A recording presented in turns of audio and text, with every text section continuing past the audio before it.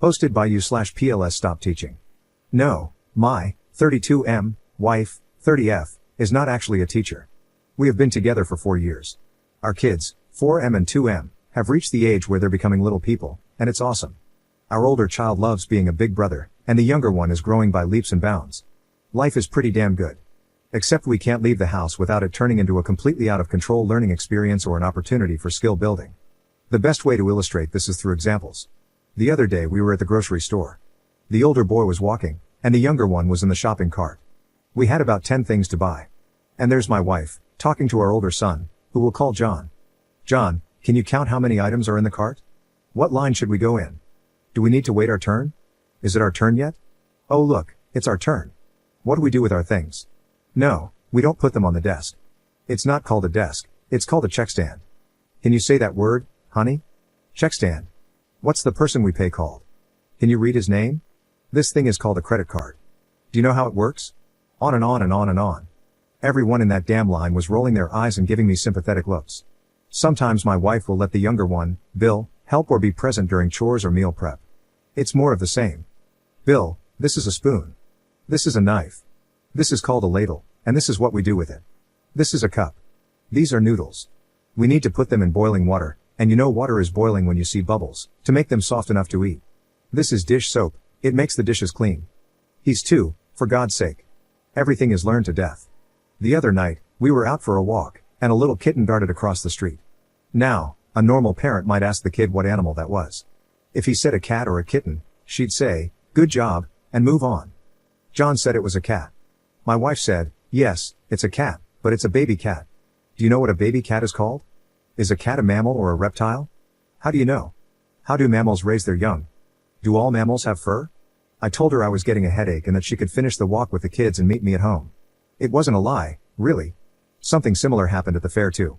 I'm not exaggerating when I say the kids never got to go on one ride and never got to eat one treat because they were so busy learning and building skills, and I can't even deal with that phrase anymore. It makes me want to scream. Anytime I bring it up, like, honey, just let them have fun. We can talk about what they learned on the way home, I get, but this is such a great opportunity for them to build skills. They won't remember in 2 hours. If I want to get them a simple, stupid toy that's just for fun, like something they can throw around or a stuffed toy, nope, that doesn't help them build any skills. Or a ball is great for helping them build coordination skills. Everything in our lives is a learning experience. It's either skill building, or the kids never get to do the activity because we have to learn about it. I've talked to her. God knows I've talked to her. I've said it's great that she wants to give our kids such a head start and make sure they have good life skills for when they need them, but everything doesn't need to be a learning activity.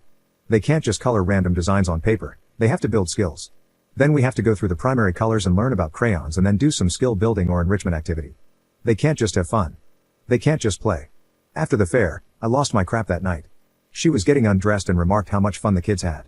I am not proud to say I blew my stack. This was after at least 100 conversations with various approaches about this, and I ended up shouting, no, they did not have fun. They didn't get to ride the Ferris wheel, they got a physics lesson. They didn't get to eat anything deep fried, they got a nutrition lesson. They didn't get to play games, they got a counting lesson. They didn't get to try to win a goldfish, they got a zoology lesson. Nothing the kids did could possibly be considered fun in any universe. And now I'm an apathetic father, leaving her to do all the teaching when they're my kids too. I'm at the end of my rope. It's not like I never want them to have learning experiences. It's not like I never want them to do anything educational. But they need to just be kids sometimes too, and she thinks she's making learning fun when nothing is fun anymore. And I can't listen to any more of these buzzwords like skill building and enrichment repeated 50 times to the kids, or I'm going to lose my ever-loving mind. Help me, Reddit. Update 2 days later. I didn't mean to completely abandon this post. I just had no idea it would blow up like it did, and by the time I got home from work, there were more comments than I could possibly answer. Thank you, everyone. To answer some questions I saw. The kids are bored to death. Bill, being only 2, isn't super verbal, obviously, but John has asked on more than one occasion why we can't do what we came for, basically. Using the fair again, he asked why he couldn't go on the kiddie Ferris wheel. My wife basically ignored him and just kept teaching. That's part of the reason why I was so mad that night. It seems much more about her than the kids' development at all. I talk to my sons a lot, or at least I try to. I can't really bring up anything without my wife coming in and teaching or suggesting we do something else to build some skills. I feel like she's actually getting in the way of my own relationship with my kids. I guess I had more to unpack about this than I thought.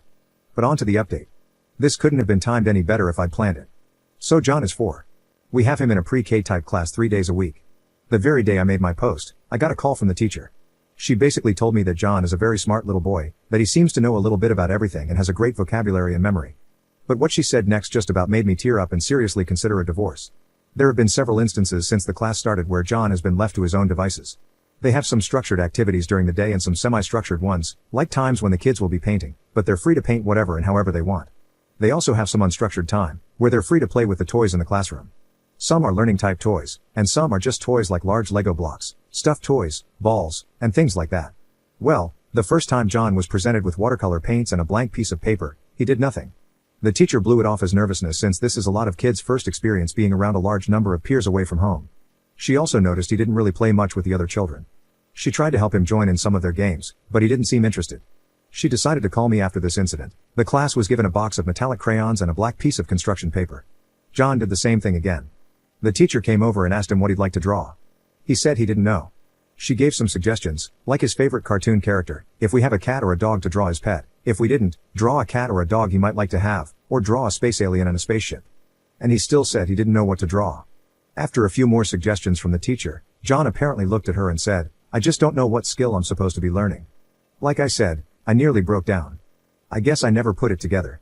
I should have, but I never did, and I'm as much at fault for that as my wife is for this whole thing. My sons have no social skills. They have no creativity. They have no imagination. They don't know that sometimes the purpose of fun is to have fun because they've never been exposed to it. I kinda hate myself for not extrapolating this. So basically, we're raising walking encyclopedias with no personality. They aren't actually building any skills at all.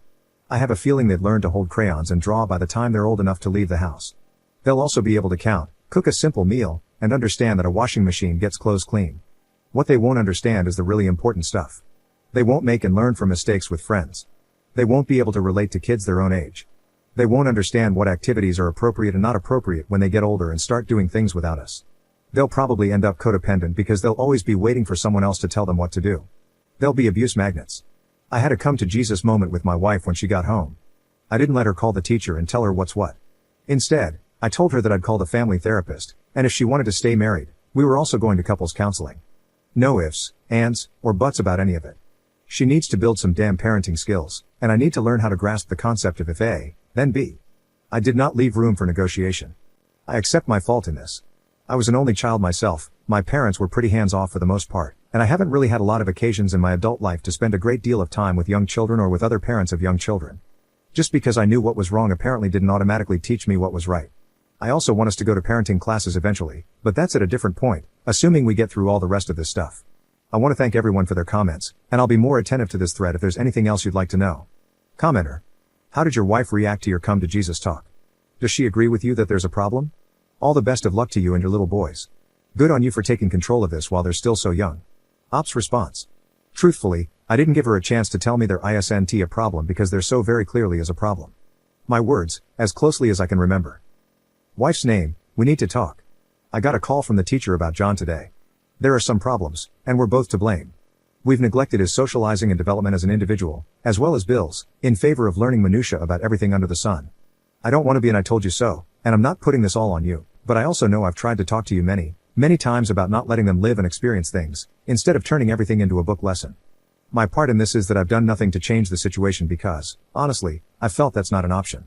If you want to stay married, we're going to family and couples counseling, because this problem involves all of us, and there's a problem in our marriage as well if I feel I can't speak up about how our kids are raised because I won't be heard. I've made an appointment for X day and time with Dr. X. We'll give him 6 sessions to see how we feel about things, unless there's an obvious mismatch. If we feel he's helpful, we'll continue to see him. If not, we'll look for another counselor together. In the meantime, we'll research couples counselors. I just felt that getting help as a family, and for the kids, was the priority. It's completely within your right to refuse, but then I likely won't be able to stay in this relationship. There really wasn't much she could say, and I deeply regret not putting my foot down about the constant pedantic teaching before it got to this point. Additional info from Op. I'm sorry you feel my experience is fiction.